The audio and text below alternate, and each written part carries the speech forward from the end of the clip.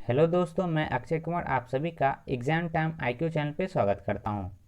दोस्तों, आज के इस वीडियो में हम सभी न्यू एजुकेशन पॉलिसी 2020 के विषय में विस्तृत जानकारी हासिल करेंगे कि इस नीति को किसने तैयार किया, इस नीति के अनुसार भारतीय शिक्षा में क्या सब बदलाव किए जाएंगे, ग्रेजुएशन कोर्स 3 साल का होगा या फिर 4 साल का, और आने वाले वर्षों में सरकार ने शिक्षा के क्षेत्र में क्या सब लक्ष्य रखी है। इन सभी टॉपिक्स को एक एक करके हम डिटेल में समझेंगे।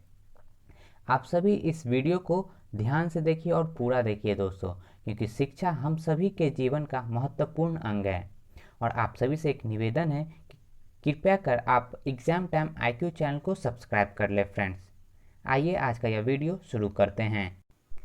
दोस्तों, आज़ाद भारत की यह तीसरी शिक्षा नीति है जो कि 2020 में मोदी सरकार के द्वारा लाई गई है। इससे पहले सन 1968 और 1986 में दो शिक्षा नीति आ चुकी है। 1968 में इंदिरा गांधी प्रधानमंत्री थी और 1986 में राजीव गांधी प्रधानमंत्री थे। और एक शिक्षा नीति आई थी 1992 में। 1992 में जो शिक्षा नीति आई थी वह 1986 वाली शिक्षा नीति को ही थोड़ा सा बदल कर पेश किया गया था। तो इसीलिए हम कह सकते हैं कि 34 साल के बाद नई शिक्षा नीति आई है भारत में, एक लंबे अंतराल के बाद।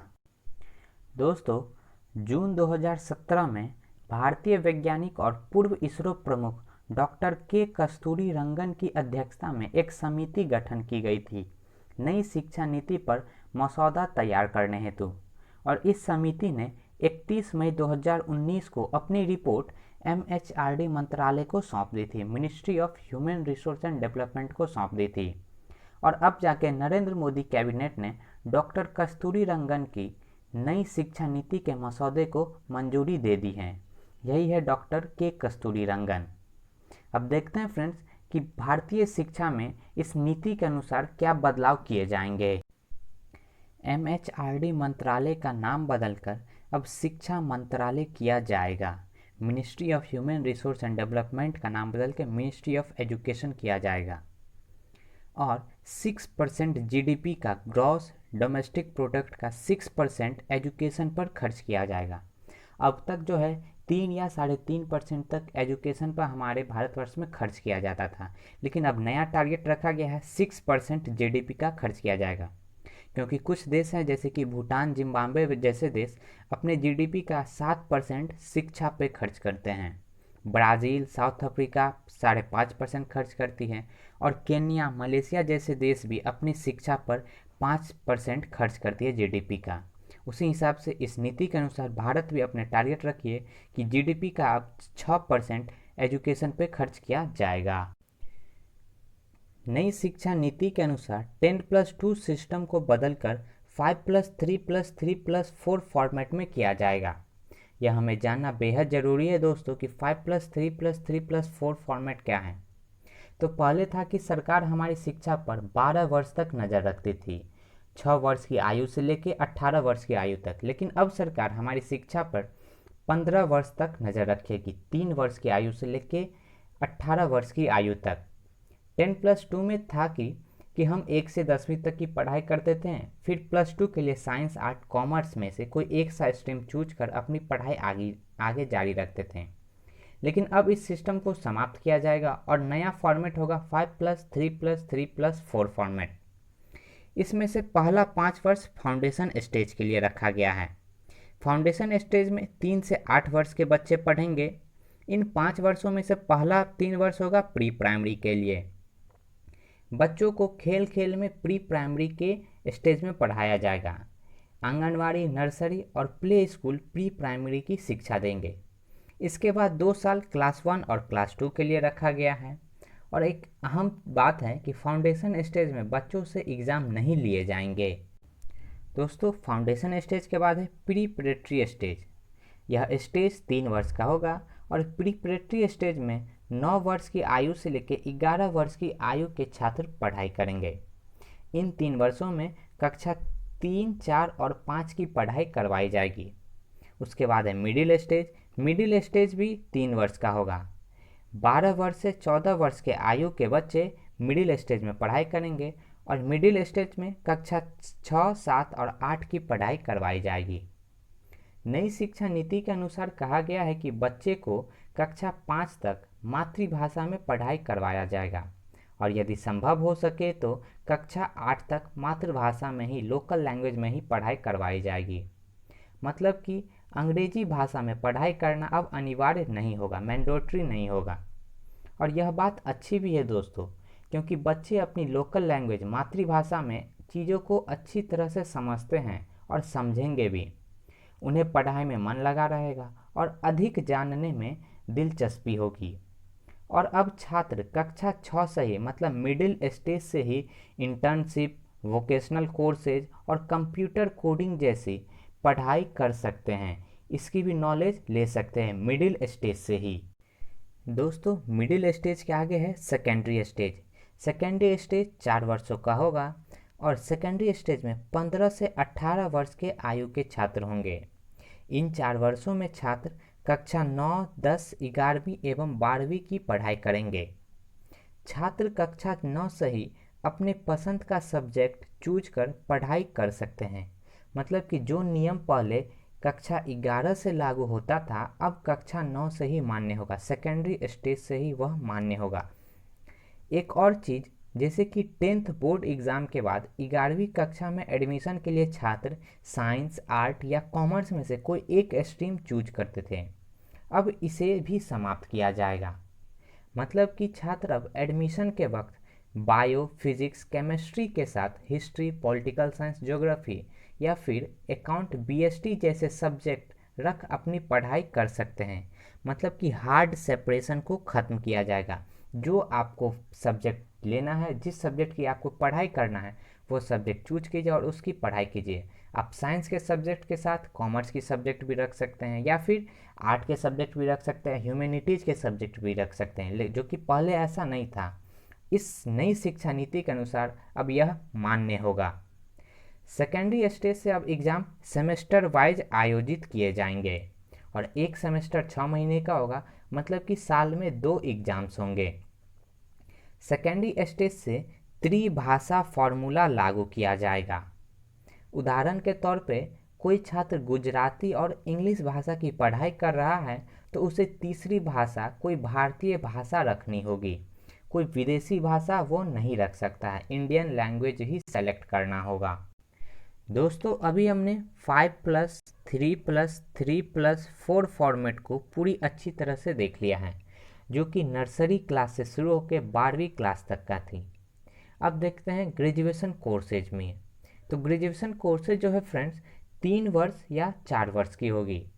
और डिग्री कोर्सेज में सरकार एक अहम बदलाव की है, multiple entry and multiple exit option लागू करके।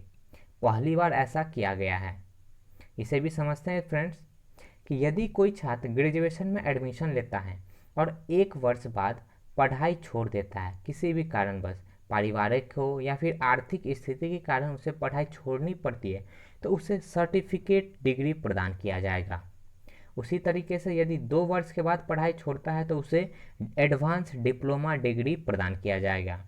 यदि 3 साल के बाद आप पढ़ाई छोड़ते हैं तो आपको बैचलर्स डिग्री प्रदान किया जाएगा। और कंपटीशन या फिर पीएससी एग्ज़ाम के लिए यह 3 वर्ष का ही ग्रेजुएशन एलिजिबल होगा। और यदि आपको उस सब्जेक्ट में और जानने की इच्छा है या फिर आप रिसर्च के क्षेत्र में जाना चाहते हैं तो आप 1 साल और अधिक, मतलब कि कुल 4 साल की ग्रेजुएशन की पढ़ाई करें और आपको बैचलर्स डिग्री विथ रिसर्च का सर्टिफिकेट प्रदान किया जाएगा। यह है 3 या फिर 4 वर्ष का ग्रेजुएशन। सीधे तौर पर देखा जाए तो यदि कोई छात्र बीच में पढ़ाई किसी भी कारणवश छोड़ देते हैं तो उसकी पढ़ाई या समय दोनों में से कुछ भी व्यर्थ नहीं जाएगी। जितने साल का वह पढ़ाई किया है उसे सर्टिफिकेट मिल जाएगा। इस सब में एक चीज़ और ऐड किया गया है कि वही छात्र जब वापस आकर पढ़ाई करना चाहेगा या चाहेगी तो वह उसी कक्षा से पढ़ाई आरंभ करेगा जहां से वह पढ़ाई छोड़कर गया था। यही है multiple entry and multiple exit. आप जिस कक्षा से पढ़ाई छोड़ते हैं और आप कभी भी 5 वर्ष, 7 वर्ष या 10 वर्ष के बाद वापस आते हैं तो आपको वही क्लास से, उसी कक्षा से पढ़ाई शुरू करने दिया जाएगा। दोस्तों, इन सभी के लिए एकेडमिक बैंक ऑफ क्रेडिट की स्थापना की जाएगी। मतलब कि आपने जितने समय में जिस भी विषय की पढ़ाई की है उसका क्रेडिट स्कोर डिजिटली माध्यम में काउंट किया जाएगा। यह क्रेडिट स्कोर कॉलेज या स्ट्रीम चेंज करने में भी मान्य होगा। दोस्तों अब ग्रेजुएशन से आगे बढ़ते हैं पोस्ट ग्रेजुएट की ओर, जिसे हम मास्टर्स डिग्री भी बोलते हैं। तो जो छात्र 3 साल का ग्रेजुएशन किए हैं उन्हें पीजी करने में 2 वर्ष लगेंगे, लेकिन जो छात्र 4 वर्ष का ग्रेजुएशन किए हैं उन्हें पीजी में मात्र 1 वर्ष ही लगेगा।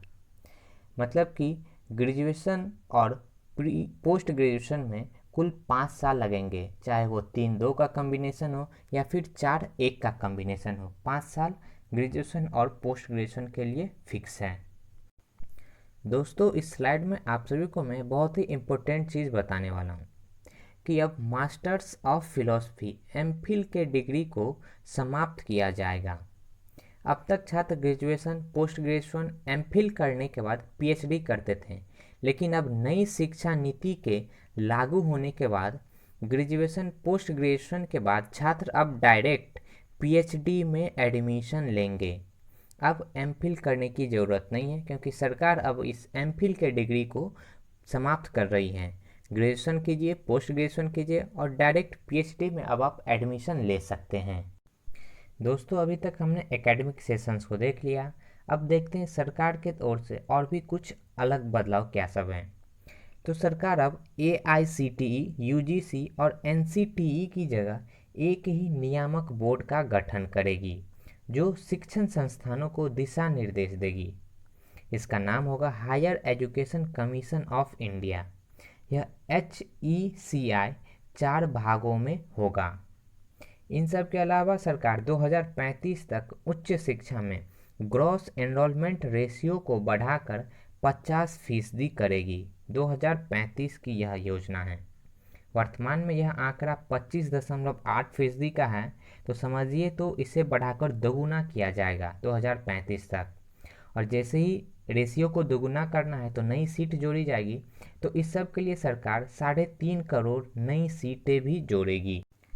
इन सभी के अलावा नई शिक्षा नीति के अनुसार विदेशी कॉलेजेज और यूनिवर्सिटी को अपनी संस्था भारत में खोलने की परमिशन दी जाएगी।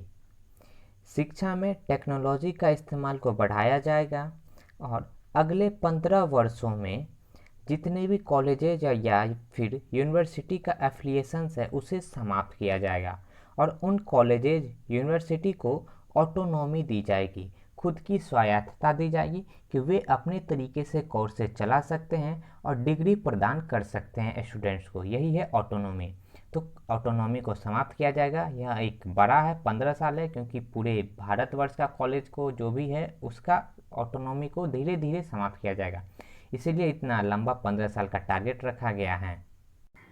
दोस्तों सरकार ने नई शिक्षा नीति के जो भी टारगेट्स हैं उन सभी को अचीव करने के लिए 2040 तक का समय रखा है। और एक महत्वपूर्ण बात कि एजुकेशन जो है कंकरेंट लिस्ट का सब्जेक्ट है, तो इसीलिए कोई भी राज्य बाध्य नहीं है कि वह इस नीति को इम्प्लीमेंट करे ही। वह राज्य चाहे तो अपने अनुसार एक नीति फॉर्म करके उसे भी इम्प्लीमेंट कर सकती है। लेकिन अपने भारत में एक बात अच्छी है कि सभी राज्य और केंद्र सरकार शिक्षा के मुद्दे पर मिल बांट कर काम करते हैं।